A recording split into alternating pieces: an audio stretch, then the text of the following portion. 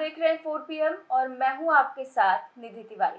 पुलवामा हमले को लेकर जम्मू कश्मीर के पूर्व राज्यपाल सत्यपाल मलिक के खुलासे के बाद लगातार सवाल उठ रहे हैं। विपक्ष से लेकर आम लोग भी सरकार के निर्णय की निंदा कर रहे हैं। तो वहीं अब भारतीय सेना के पूर्व प्रमुख जनरल शंकर रॉय चौधरी ने भी पीएम मोदी और एनएसए अजीत डोभाल को कटघरे में खड़ा कर दिया है। पूर्व प्रमुख जनरल शंकर रॉय चौधरी ने अपनी जिंदगी के 40 साल देश की सुरक्षा में दे दिए। आज वही साफ शब्दों में कह रहे हैं कि पुलवामा हमले के लिए अगर कोई भी जिम्मेदार है तो वो है मोदी सरकार और एनएसए अजीत डोभाल। एक अंग्रेजी अखबार को इंटरव्यू देते हुए शंकर राय चौधरी ने कहा कि पुलवामा आतंकी हमले में सीआरपीएफ जवानों की मौत की प्राथमिक जिम्मेदारी प्रधानमंत्री की नेतृत्व वाली सरकार पर है, जिसे राष्ट्रीय सुरक्षा सलाहकार अजीत डोभाल द्वारा सलाह दी जाती है। आगे उन्होंने कहा कि ये एक धक्का था। हमले के पीछे खुफिया विफलता के लिए एनएसए अजीत डोभाल को भी उनके हिस्से का दोष मिलना चाहिए। 2500 से ज्यादा जवानों को ले जा रहे 78 वाहनों के काफिले को ऐसे राजमार्ग से नहीं ले जाना चाहिए था जो पाकिस्तानी सीमा के इतना करीब हो। आगे उन्होंने कहा कि अगर सैनिकों ने हवाई यात्रा की होती तो जानमाल के नुकसान को टाला जा सकता था। जिस क्षेत्र में पुलवामा आतंकी हमला हुआ था वो हमेशा से ही एक बहुत ही जोखिम भरा क्षेत्र रहा है। उन्होंने आगे कहा कि जम्मू में सांबा के साथ जाने वाली सड़क घुसपैठ के कारण हमेशा असुरक्षित रहती है, जो टनलों के जरिए होती है। अंतर्राज्यीय राजमार्ग पर आप जितना अधिक ट्रैफिक ले जाते हैं आप उन्हें उतना ही जोखिम में डालते हैं, क्योंकि सीमा पाकिस्तान से बहुत दूर नहीं है। आतंकी हमला खुफिया तंत्र की विफलता का परिणाम था। ये एक गलती है जिससे सरकार अपना पल्ला झाड़ने की कोशिश कर रही है। पुलवामा हमले में 40 जवान शहीद हुए थे। इसके लिए प्रधानमंत्री मोदी ही पूरी तरह से जिम्मेदार हैं।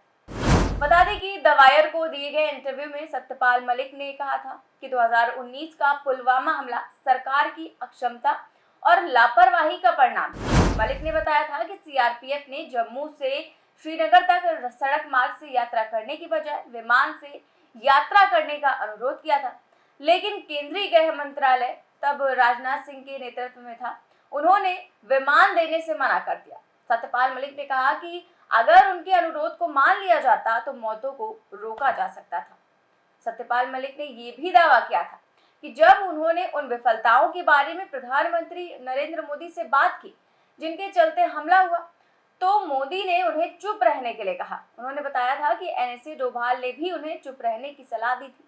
मलिक की बातों से सहमति व्यक्त करते हुए पूर्व सेना प्रमुख शंकर राय चौधरी ने भी अब पुलवामा हमले को लेकर सरकार को ही जिम्मेदार ठहराया। ऐसे में अब पूर्व राज्यपाल सत्यपाल मलिक और उसके बाद पूर्व सेना प्रमुख के बयानों से बीजेपी की बेचैनी बढ़नी स्वाभाविक है।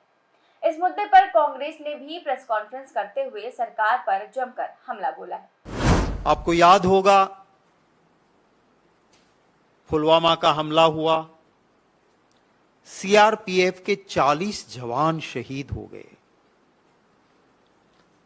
आप ही के लोगों ने, मीडिया के साथियों ने तब हमारे नेता राहुल गांधी जी के सामने माइक रखते हुए पूछा था कि क्या इंटेलिजेंस फेलियर नहीं है, क्या इसको हवाई मार्ग से नहीं लाया जा सकता था। चुनाव सामने था, राजनीति हो सकती थी, पर एक मैच्योर्ड पॉलिटिशियन के नाते राहुल गांधी जी ने कहा था कि ये वक्त इन चीजों का नहीं है, यह वक्त कुछ और है, और संवेदनाएं जताई उन 40 जवानों के परिवार के प्रति और ऐसी घटना के लिए चिंता व्यक्त की, पर कोई पॉलिटिकल बात नहीं की। लेकिन आज आपको भी सवाल होगा कि जिस कांग्रेस पार्टी ने पुलवामा पे स्टैंड लिया कि हम कुछ नहीं कहेंगे, आज हम आपके साथ, जिन्होंने फौज में लंबी सेवाएं दी हैं, उनके साथ बैठ के हम पुलवामा की बात क्यों करते हैं, आपको भी सवाल होगा। मैं जरूर इस सवाल का आपको जवाब देना चाहता हूं कि हमने नहीं कहा था और आज भी हम चुप रहते, लेकिन जब 18th chief of army staff, 18वें स्थल सेना के मुखिया, सबसे बड़ी पोस्ट आर्मी की, उसके ऊपर जिन्होंने सेवाएं दी, ऐसे जनरल शंकर रॉय चौधरी जी ने जो बात रखी है, वो बात हमारे जज्बात को, हमारे दिल दिमाग को हिलाने वाली है। जो जवान अपनी जान पे बाजी लगा के सरहद पे हर दिक्कत का सामना करता है, अगर उस जवान को दिक्कतें आती है और या 40-40 अर्धसेना के जवान सीआरपीएफ के शहीद होते हैं, और उस पे जब 18th chief of army staff, 18वें स्थल सेना के मुखिया जनरल शंकर रॉय चौधरी जी ने कहा कि ये गलत हुआ था, ये 40 जवान की जान बच सकती थी। जब जनरल साहब कहते हैं कि इतना बड़ा काफिला पाकिस्तान से सटे हुए हाईवे से ले जाना अपने आप में वनरेबल था, नहीं ले जाना चाहिए, इनकी जान बच सकती थी। एयरलिफ्ट करने की मांग आई थी सीआरपीएफ से कि इसे हमें ये रिस्की रूट पे मत ले जाइए, हमें एयरक्राफ्ट से लिफ्ट कर लीजिए। क्यों नहीं किया गया?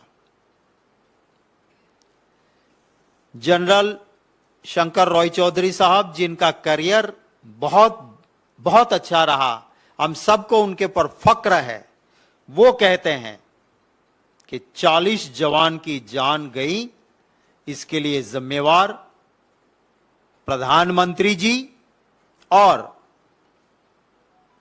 एनएसए, नेशनल सिक्योरिटी एडवाइजर, वो है, और इनका इंटेलिजेंस फेल्योर है।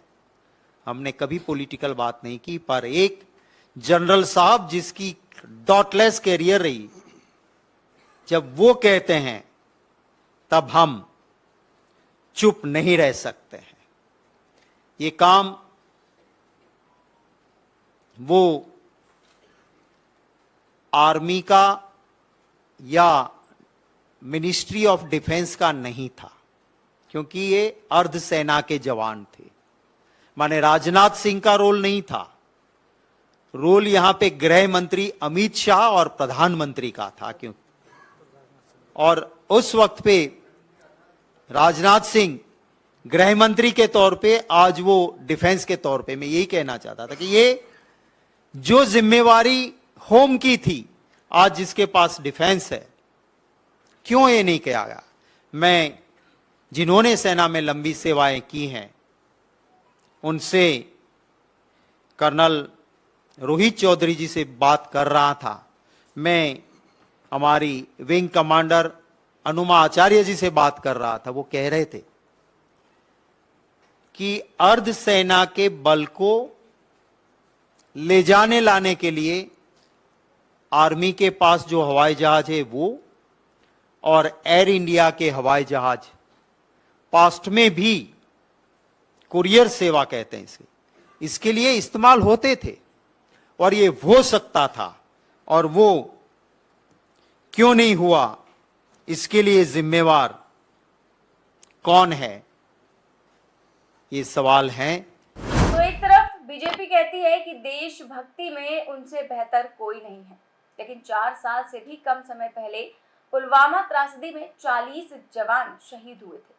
पूरा देश शोक में था, लेकिन जिस दिन पुलवामा हमला हुआ, उस दिन पीएम मोदी डिस्कवरी के शो मैन वर्सेस वाइल्ड की शूटिंग में व्यस्त थे। ऐसे में क्या पीएम मोदी वाकई जवानों की शहादत से दुखी है, या पुलवामा में भावनाओं को भड़काकर बीजेपी का वोट हासिल किया? सत्यपाल मलिक और अब पूर्व सेना अध्यक्ष चौधरी की टिप्पणियों का विश्लेषण करें तो ये शंकाएं पैदा होती हैं। ऐसे में सवाल ये है कि सरकार इस पर चुप्पी क्यों साधे बैठी है? इन सवालों के जवाब आखिर क्यों नहीं मिल रहे, जबकि हर साल करोड़ों रुपए नेशनल सिक्योरिटी में खर्च कर दिए जाते हैं? ऐसे में पुलवामा हमले की जिम्मेदारी क्या सरकार को नहीं लेनी चाहिए? आखिर इन शहीदों की शहादत के पीछे किसका फेलियर है? अगर सरकार इसकी जवाबदेही नहीं दे पाती है तो इस तरह के हमले दोबारा ना हो पाए, इसकी जिम्मेदारी आखिर कौन लेगा? ये सवाल अब भी बने हुए हैं। फिलहाल इस खबर में बस इतना ही। देश और दुनिया की तमाम बड़ी खबरें जानने के लिए देखते रहिए 4 PM न्यूज नेटवर्क। नमस्कार।